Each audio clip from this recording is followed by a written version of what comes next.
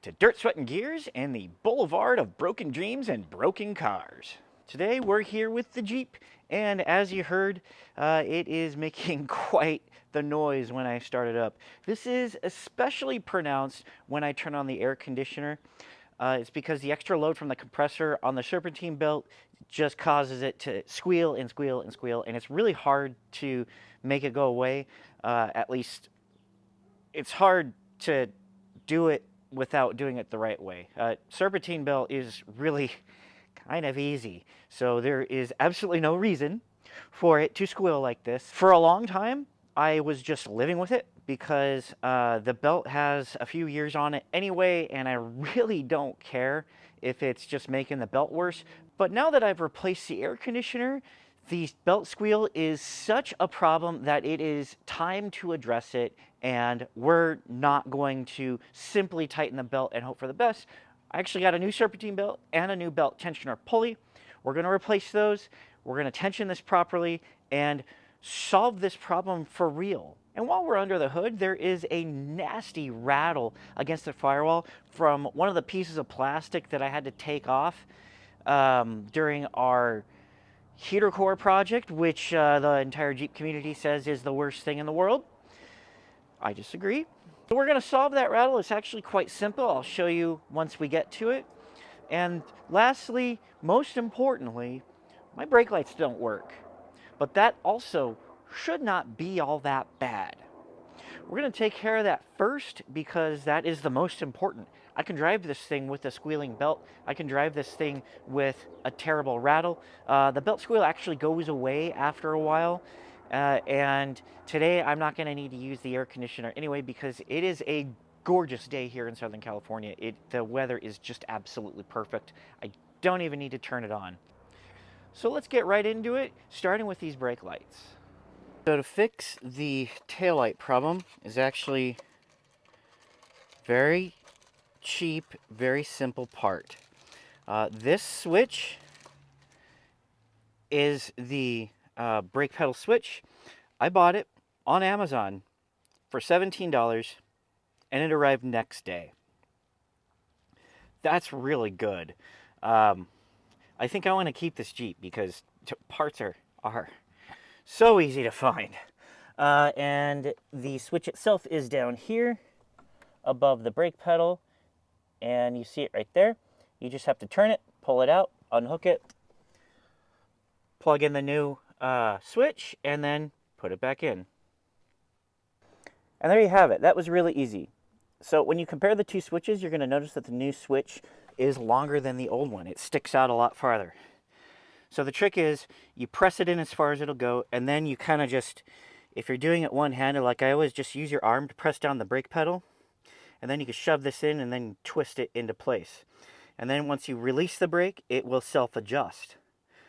So that means we are done, and let's start the car up and press the brakes and see if it works. And just looking at the pins here, it looks like this was the problem. So kind of a fun fact about this brake switch itself, when I had the Jeep retitled after it was considered salvaged, after a mechanic tried to steal it, the shop I took it to do a brake and light inspection also tried to scam me. So what happened was I took it there and they were like, oh yeah, the brakes don't work. Even though before I left to go to that brake and light inspection, I made sure that the brakes worked, that the lights worked, all of the lights worked. So I get to the shop and they say that the brake lights don't work. I was really suspect, so I just left. I knew that they were trying to scam me. They wanted to charge me $90. So I got home and looked underneath at this exact switch, and sure enough, the harness was pulled out. They pulled it out, and they wanted to charge me $90 to plug it back in. That's why it's really important to know your vehicle before you take it to any shop, because when someone tries to scam you, you're going to know what's up. This was most likely the problem, because look at how burned that was. All right, let's put this on the tripod and see if the lights work.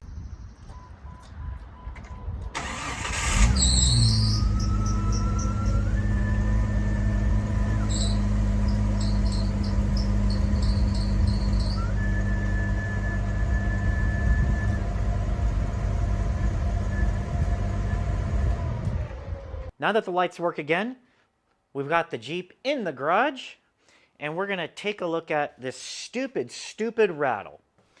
And that is coming from this thing. What happens is you're driving along, things start to rattle, and then this thing just kind of bangs up against the firewall. It's hard to reproduce, like you have to actually be driving it, but it is most definitely coming from that.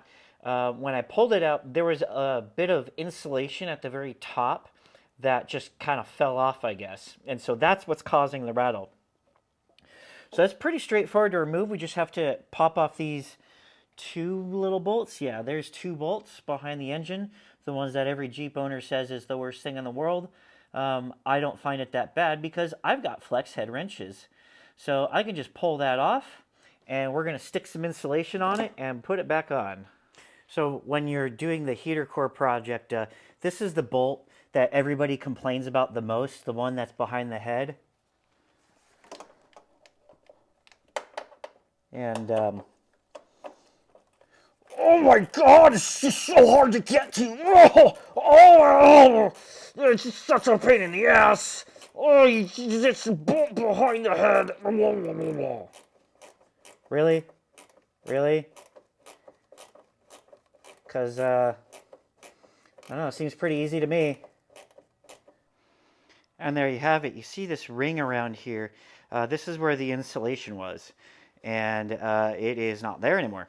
So these little tabs or whatever are just kind of rattling in the snap point that they go up underneath the dash.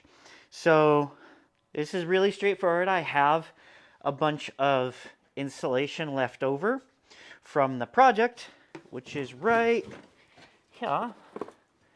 And I just have to put this on here, and I can put this back in the car. There you go. It doesn't need to be pretty. No one's ever going to look at it. I did clean off the old adhesive.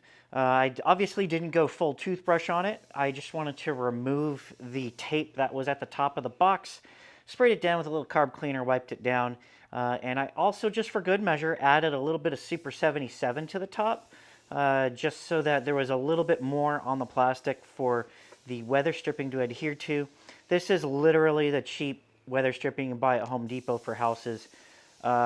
This is the same stuff I used in my HVAC box, and it is just fine. I am going to stick this thing in here, and you'll see. You will not notice this ugly ass insulation. There you go, it's back in. And you don't see the ugly insulation unless you get your head down here, which you're never going to get your head down there because your head doesn't fit there. So, yeah, good to go. And that bolt is back in, tightened down. And so I guess if you're a Jeep owner and you think that bolt is awful to get to, just get one of these. This is, what size is this? 7/16 flex head, and you can get that no problem whatsoever. If you still think it's hard even with that, then I really don't know what to tell you. Yeah, maybe you should just walk. I don't know. Lastly, we're going to replace this belt because the belt that's in there is squealing and it hasn't been replaced in a long time. So I have replaced the idlers. In fact, I just replaced this just now. This is the tensioner. I'm not sure why I didn't get an idler at the same time, but they're only maybe 2 years old anyway, so I'm not that worried about it. You see, I've already popped the belt off. This is really easy, especially on my vehicle, because I don't have a mechanical fan. I didn't have to worry about taking this off, because I've got a 3-row radiator and a giant electric fan. So that was a lot easier than it could have been, and even as hard as it is taking it off the fan, it's not that hard. I mean, come on. So the last thing I have to do now is put the new belt on and then start to tension it. I've undone this plug so that I can kind of move it out of the way and get in here, but I ended up getting in here with a stubby instead of using a socket because the stubby I had more control.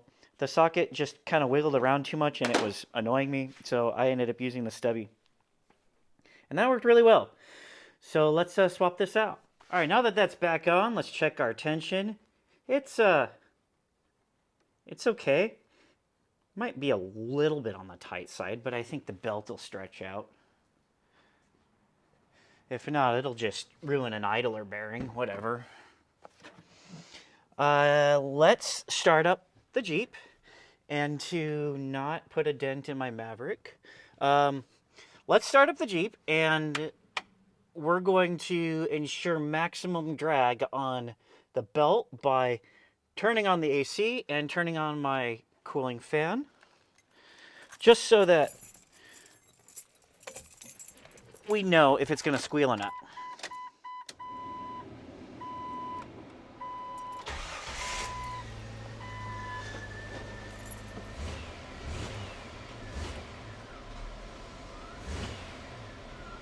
All right, seems I fixed it.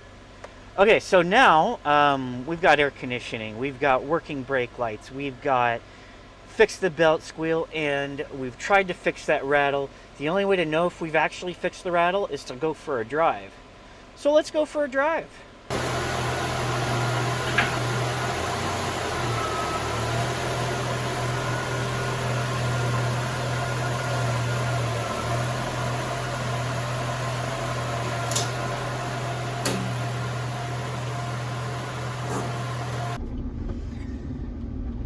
Off camera, real quick, I did shut it off and start it back up.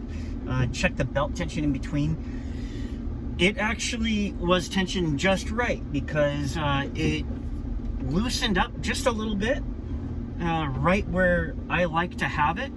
So there is some slack, and in fact, I may have to readjust it because if it ended up being too loose, like if it continues to stretch or something, I'm gonna have to readjust the belt, but I'll be sure and do that this time rather than ignoring it for 6-7 months, because that was not a good idea, because now I don't trust the belt. That's why I replaced it.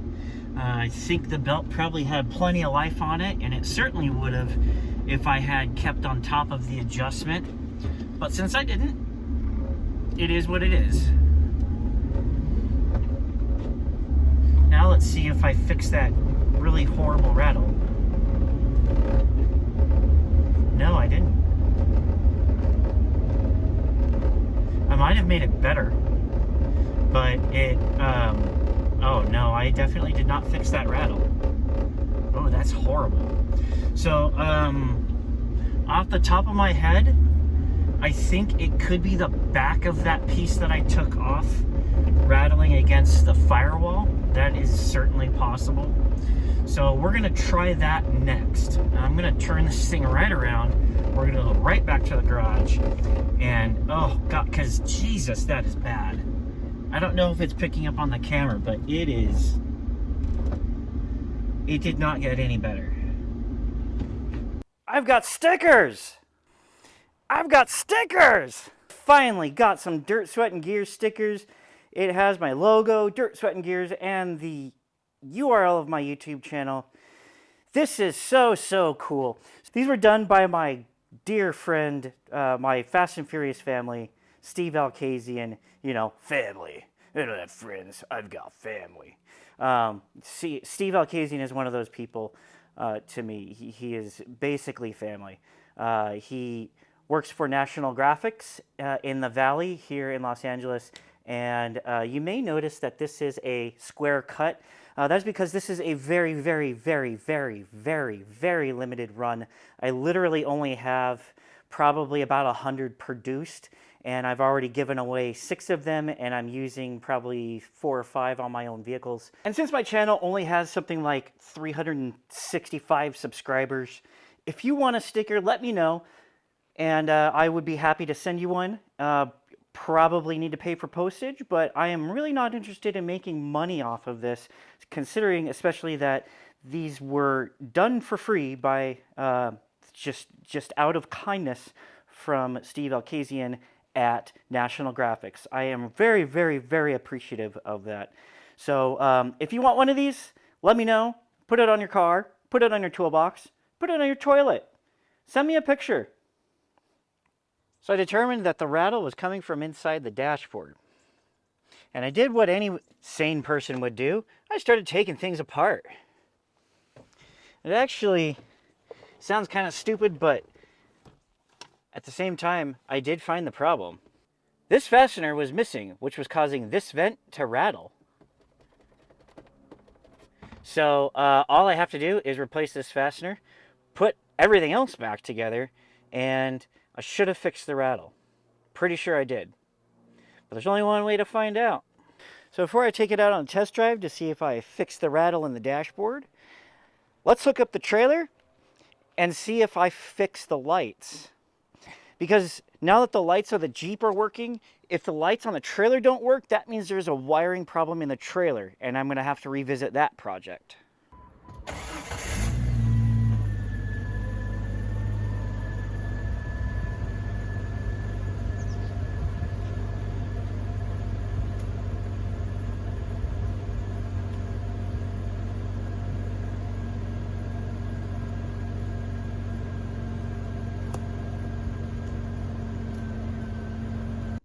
Well, it seems to have worked. And that's really good news because that means I am done with the trailer. That project is completely done and I can drive around safely now. So now let's see if we fix the rattle. Also, we're going to see if we fixed the belt squeal because I'm going to turn the air conditioner on and start it up with the fan on. And we're just going to give it the full load and see if it slips.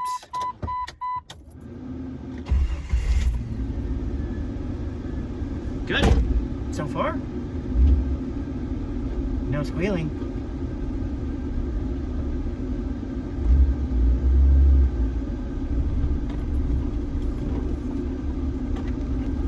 No rattles so far.